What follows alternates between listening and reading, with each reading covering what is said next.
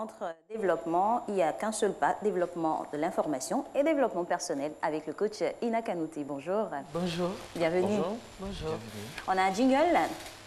Ok, on y va. Alors, coach, quand on parle de talent et ressources, on parle de l'apprentissage, de l'identification des ressources, du renforcement des ressources et puis aussi de choses complémentaires. On va, pour nos téléspectateurs, définir donc les points clés, talent et ressources. C'est quoi un talent? Et puis, quel genre de ressources? Est-ce qu'on a un seul talent? Est-ce qu'on a plusieurs talents? Est-ce qu'on a des ressources multiples, multiformes? Dites-nous tout, coach, on écoute. Un talent, c'est une aptitude. Qu'est-ce que je sais faire? En général, le talent est inné, même s'il n'est pas toujours découvert à temps. Et c'est ce qui fait penser que nous n'en avons pas parfois. Alors les gens se posent des questions. Est-ce que tout le monde a un talent? Je pense que tout le monde a un talent. Quelquefois 2, 3 à 5 talents par personne.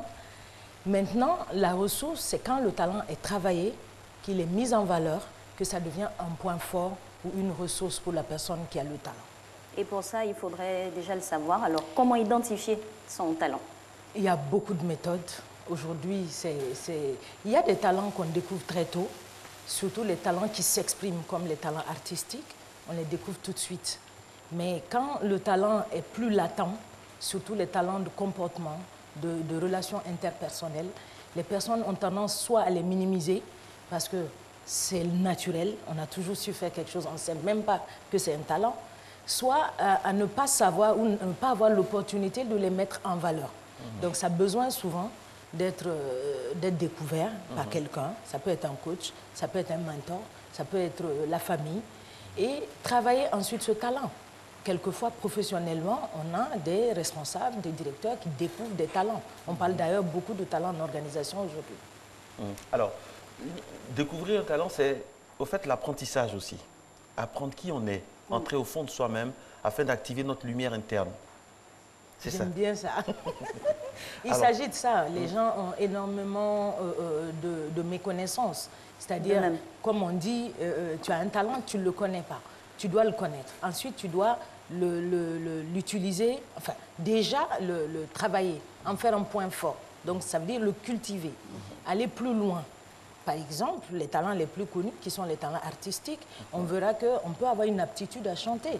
Mais pour que ça devienne un vrai talent, une ressource, il faut travailler ensuite sa voix, faire des vocalises comme on le connaît. Il faut entretenir sa curiosité. Exactement, aller plus loin, pousser les choses. Et les talents artistiques sont plus connus, mais on a beaucoup de talents comportementaux, intellectuels, que les gens voient moins. Donc c'est un peu par l'expérience, par tout ce qui se passe dans la vie quotidienne qui peuvent nous permettre au fur et à mesure de découvrir les talents de chacun et de les mettre en valeur. Alors, quand on découvre son talent, comment apprendre à vivre avec lui et puis l'exprimer concrètement? En réalité, ce qu'il y a, c'est que dans la vie de tous les jours, nous avons des expériences, nous avons tout ce qui est interpersonnel, c'est-à-dire quand nous sommes en train de travailler avec des gens, au fur et à mesure, on se rend compte qu'on a des aptitudes, comme l'empathie, comme les talents de communication. Alors, il s'agit de pousser, parce qu'au fur et à mesure, il est connu aujourd'hui que les talents de comportement font un tout petit peu le succès des uns et des autres. Donc, on a tendance à montrer aux gens, apprendre d'abord aux gens à connaître leurs talents, à leur montrer en quoi c'est important de les cultiver au fur et à mesure. Mais, encore une fois, comment les découvrir un tout petit peu, le gros problème qui se pose aujourd'hui, on fait des enquêtes. Qu'est-ce que tu sais faire? Aussi, qu'est-ce que tu aimes faire? Souvent, les talents des personnes sont liés à leur passion. Qu'est-ce que tu as toujours su faire, que tu as toujours aimé faire, et quelquefois, depuis tout petit, on les découvre. L'ancien président américain John Fitzgerald Kennedy disait « Je préfère la chance au talent ». Il a raison selon vous? Il n'a pas forcément raison. Pour moi, la chance vient se greffer au talent de la personne, à une aptitude qui est déjà là. C'est le talent qui provoque la chance. Exactement. On dit souvent que la chance, c'est l'intersection entre la préparation et l'opportunité. Il a fallu que le talent soit préparé, qu'il soit mis en valeur afin que la chance devienne une opportunité. Avec ce développement-là, c'est-à-dire que le talent, il est inné, on est avec, on vient avec, et tout le monde l'a? Disons que c'est deux familles de pensée qui se choquent aujourd'hui chez les coachs, mais je pense sincèrement que le talent est inné. Hitler. Et que tout le monde a un talent. Hitler avait du talent aussi. Beaucoup de talent. Hitler avait énormément de talent. Et là, c'est le talent, ce genre Au de nom talent lequel? diabolique. Par exemple, là, il avait un talent de communication. C'est-à-dire, le talent n'est pas diabolique. Le talent, c'est son Il a talent. exprimé. Il l'a exprimé autrement. Il l'a exprimé pour... vous savez, Hitler a un peu le talent qu'on a découvert chez le créateur de Mac. Comment on appelle ça? Apple. Il est décédé. Qui est décédé. Steve Jobs. Steve Jobs, oui. qui avait un talent de comment mobiliser l'esprit des gens, de comment, à la limite, les hypnotiser. C'est-à-dire, c'est un talent de communication très poussé qui leur permet, quand ils sont avec des gens, Donc qui le leur talent, permettent de les... c'est un couteau à double tranchant. Enfin, on l'utilise comme on veut. On l'utilise comme on veut. On peut l'utiliser À pour bon faire escient, du bien, on peut l'utiliser pour faire voilà, des dégâts. Justement, donc la notion de bien et de mal existe en chaque personne. On sait ce qui est bien et à nous de décider comment on utilise notre talent. Exactement. Et pour des personnes qui n'arrivent pas à déceler leur talent, comment il faut faire? Par quelle étape il faut passer? Il faut déjà poser des questions à l'entourage de la personne. Depuis très jeune, qu'est-ce que nous avons décelé chez la personne? Bien entendu, ça pose le problème de comment les gens perçoivent les talents. Par exemple, un enfant peut avoir un talent de communication poussé, mais dans sa famille, on a toujours dit c'est un bavard. Oui, pas trop. Et donc, il a été négativement interprété. Et donc, à la limite, il ne le prend pas pour un talent, il le prend pour un défaut. Ça me fait penser Donc, à on a quelqu'un. vraiment une enquête à faire pour pouvoir ressortir les talents cachés. Et on pose des questions à l'entourage, on pose des questions à la personne. On lui demande également, mais qu'est-ce que tu fais avec aisance et qu'est-ce que tu fais avec plaisir? Parce que c'est ça aussi, quand on est dans son talent, on le fait avec beaucoup de plaisir. Voilà ce qui nous donne la piste aujourd'hui de se dire que les gens peuvent travailler, doivent travailler dans le domaine de leur talent pour avoir énormément de plaisir dans ce qu'ils font, dans la vie professionnelle. Ce que vous dites là, c'est très important parce que les parents, on a tendance à orienter les enfants dans tel ou tel domaine. Il faut plutôt écouter et observer leur talent ou leur domaine de prédilection. Merci, ça me fait plaisir. Des parents se disent... C'est une vraie maman qui parle. Oui. Beaucoup de parents se disent je suis avocat, il faut que mon enfant soit avocat. médecin. Ou alors aujourd'hui, les numériques sont là, il faut que mon enfant aille dans ce sens parce que voilà, ça va. C'est la tendance. Non, nous devons orienter les enfants en fonction de leur talent et de leur passion. Et donc, je dis toujours que on peut être dans un domaine très intéressant quand ce n'est pas notre talent, quand ce n'est pas notre passion. On ne brille pas. Comme on peut être dans le domaine le plus banal et faire des choses extraordinaires parce que c'est dans notre talent. Et je dis toujours, il y a un cuisinier célèbre, son nom ne me revient pas, qui a des jets privés aujourd'hui, qui est riche, qui est brillant, qui est célèbre. Et je veux dire que dans tous les métiers, quand on est dans son talent, qu'on arrive à sublimer, à exceller, on fait des choses extraordinaires. Une chose est d'avoir des talents, avoir du talent ou des talents, c'est selon. Maintenant, il faut rendre ça efficient, il faut rendre ça efficace. C'est pour ça que le thème est couplé aux ressources, parce qu'un talent sans ressources n'est rien. Alors justement, coach, comment identifier les ressources en question? Disons, on n'identifie pas les ressources, on identifie les talents et on cultive le talent pour en faire une ressource ou un point fort. Très bien. Voilà pourquoi aujourd'hui, qu'est-ce qu'on fait dans une organisation, parce qu'on en parle surtout en organisation. Plus jeune, on le détecte souvent. Mais aujourd'hui, pourquoi on en parle? Parce que la mobilisation des ressources humaines autour d'un objectif, d'une organisation, demande qu'on dise, ou on cherche, comme on dit, on focus sur les talents et comment les mobiliser. Donc, on les détecte et on les aide à faire grossir le talent et en faire une ressource ou un point fort. Avec notre milieu, on va parler de ce qui est plus proche de nous. Dans notre milieu professionnel, on n'a pas forcément les débouchés qui vont avec des talents. Je m'explique. Il y a des enfants qui sont plutôt, on va dire, turbulents, c'est comme ça qu'on les appelle. Mais peut-être que le monsieur, il veut devenir cascadeur. Mais ça n'existe pas. Comment on fait? C'est son talent. Disons, il est turbulent, il peut devenir cascadeur, mais il peut devenir autre chose. C'est-à-dire, dans le cadre de son talent, il peut le tourner autrement. Moi, je me rappelle, j'étais toute jeune, je rêvais de faire de la décoration. On m'a dit à l'époque, mais ça, c'est quelque chose en Afrique, c'est pas sûr que ça va payer.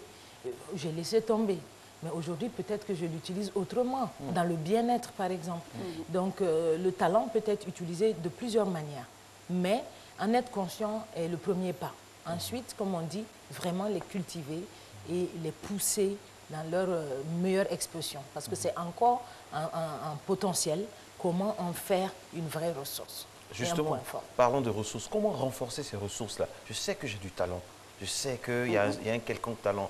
Et donc, je dois faire en sorte que ça devienne quelque chose d'efficace, mais que ça me fasse manger demain, je vais en faire un travail.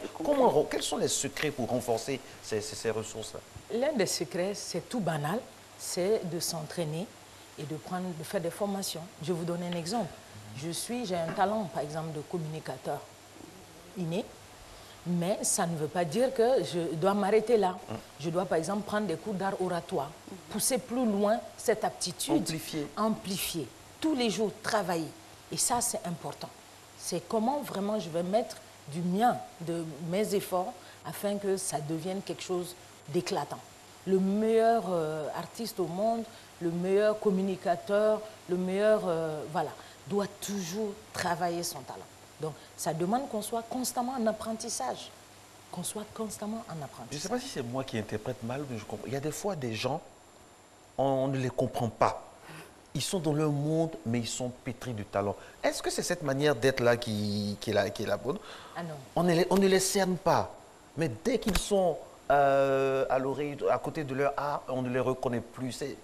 Ils sont particuliers. Un peu aussi les surdoués, ils fonctionnent comme ça. Ils sont particuliers. Oui, disons que ça, c'est assez particulier au talent artistique qui amène certaines personnes à rester dans leur bulle parce qu'effectivement, leur passion ne rencontre pas forcément la compréhension de l'entourage.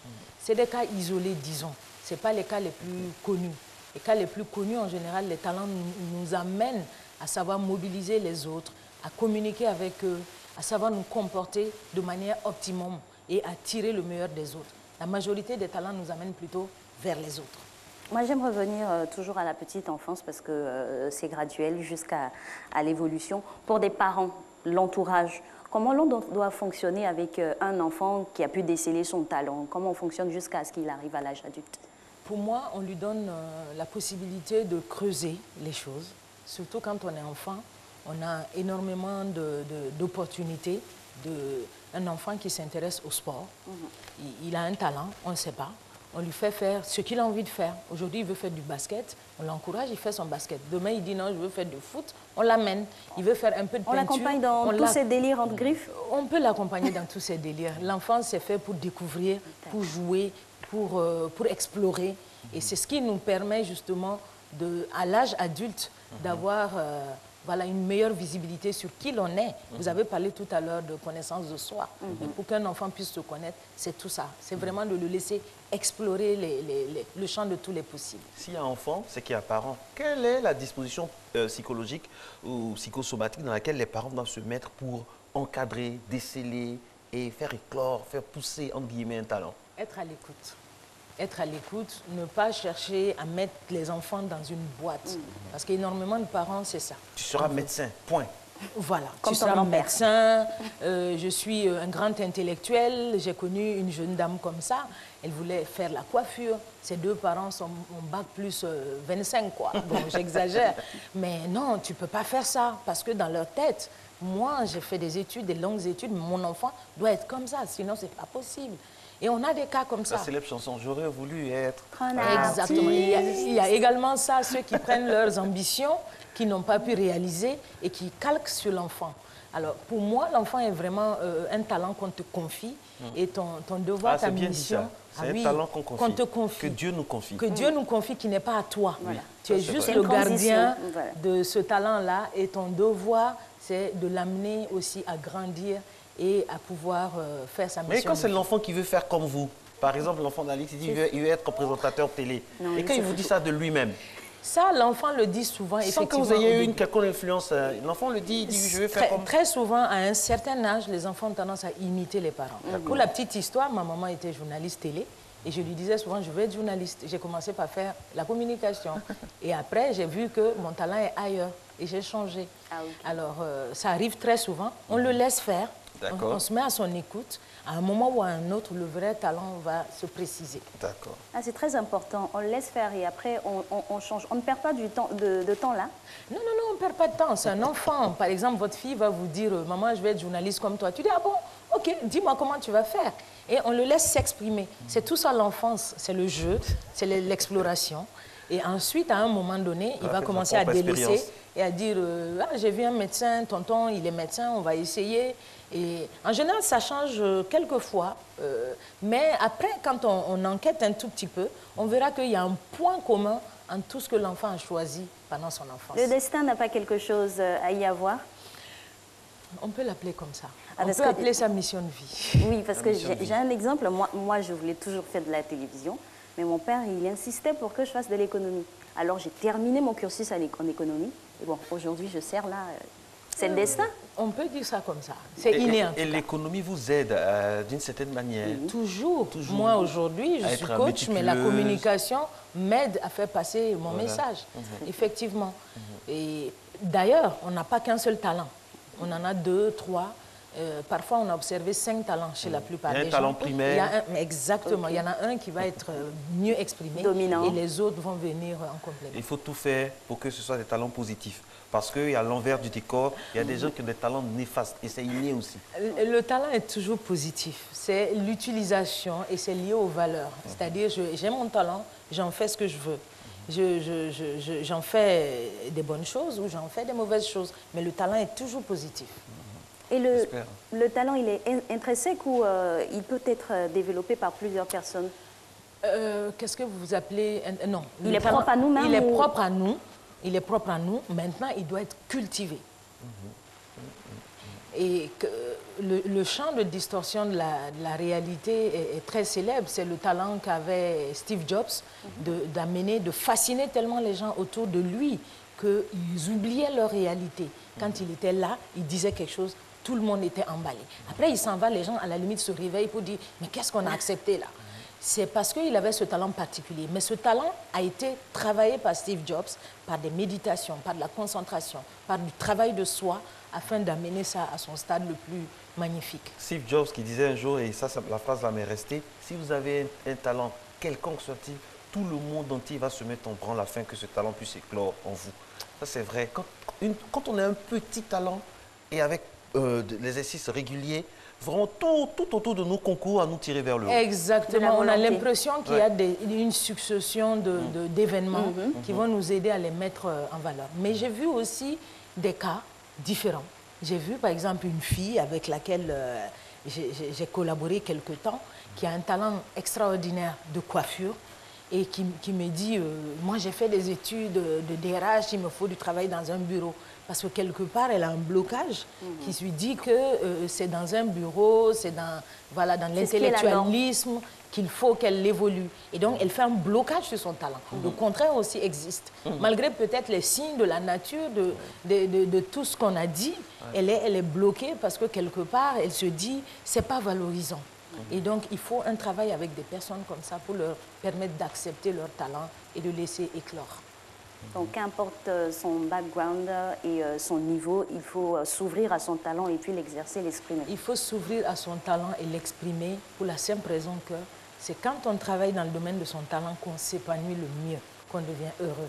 Parce que le travail n'est plus un travail, mais une passion. Voilà, ce qui est plus difficile et passionnant, c'est de savoir bien travailler sur soi-même. Alors, j'aimerais vous demander, coach, en Afrique, on a beaucoup de talents. Ça, c'est le continent où on a plusieurs talents, mais on n'a pas assez de ressources. Alors que le thème aujourd'hui, c'est talent et ressources. Comment on fait? Parce qu'on a l'impression que parfois, quand on est en Afrique, on ne peut pas aller au fond de son talent. Mais quand on va en Europe ou dans d'autres pays, c'est là-bas que c'est multiplié. Pourquoi? Est-ce que notre terre africaine ne peut pas faire naître, éclore et faire épanouir un talent? Faire naître et éclore peut-être. Faire épanouir un talent, effectivement, ça demande des moyens, des centres. En Europe, vous allez voir qu'il y a énormément de centres qui permettent aux gens de travailler leur talent. Nous n'en avons pas. Ça amène quelquefois certains à s'expatrier. Et pourtant. Mais disons que, je dis toujours, restons positifs. les gens commencent à s'intéresser. Ça fait 60 ans. Depuis depuis 1960, on reste positif. Mais ce n'est pas évident. C'est pas évident. Ça va venir. Oui, oui. Ça va venir. Ça, c'est l'optimisme à l'africaine. Mais dans ce cas-là, aussi. quand on passe à côté justement de son talent parce qu'on n'a pas eu les infrastructures nécessaires ou les personnes qui viennent vers nous, voilà, notre vie devient quoi? Oui, mais vous le savez, hein, on a des cas en Afrique, des talents qui sont morts dans l'œuf. Et voilà, on devient quelqu'un en marge de la société ou on devient une personne, on s'insère quelque part, on vit sa petite vie tranquille, mais on n'a pas cette exaltation qu'on aurait si on avait pu faire éclore son talent. C'est dommage. Mais ça arrive beaucoup. Même dans les pays développés où les possibilités sont là, ça arrive que des personnes passent à côté de leur talent. Et comment justement ne pas passer à côté de son talent? Il faut faire très attention. Il a dit un mot magique, connaissance de soi. Beaucoup de gens sont à l'écoute de tout, de l'actualité, des autres, du voisin, sauf d'eux-mêmes. Et comment on se connaît justement? On s'écoute. Venez, je vais vous montrer. Okay. Marco, voyons. On s'écoute, on médite, c'est-à-dire qu'on ne passe pas toute la journée à courir sans prendre le temps de faire attention. Voilà. De se poser aussi des questions, de se poser les bonnes questions. Il y a un processus, en effet, mais globalement, il faut s'écouter. Il y a le talent qu'on a. Et puis, qu'est-ce que l'école peut nous apprendre dans notre talent? L'éducation en général, l'école en particulier. Disons, l'école, les expériences, les interactions vont donner une opportunité au talent soit de s'exprimer, soit de grandir. Ce n'est pas toujours forcément l'école, mais l'école peut être un tremplin pour le faire. Alors, dans la quête de sa connaissance personnelle, vous avez donné plusieurs méthodes, il faut s'écouter.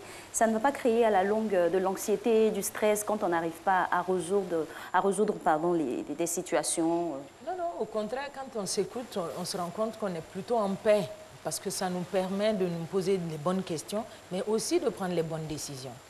Et en la matière, on est aussi aidé. Je vous ai parlé du cas des organisations. J'ai un talent. J'ai mon chef, j'ai mon directeur. Dans les entreprises, les gens parlent beaucoup de talent. Ils peuvent nous aider à travailler notre talent, à le découvrir et à le mettre en valeur. On peut nous pousser à aller plus loin dans notre talent. Merci beaucoup à vous, coach. Merci infiniment pour cet océan de talent sur notre plateau de télé, avec beaucoup de ressources. Merci. Merci beaucoup. Et on salue votre mère, qui est grande présentatrice, une des plus grandes présentatrices de l'histoire du Mali, que nous saluons respectueusement. Très bonne journée. On espère que vous vous réveillez avec Matin Bonheur.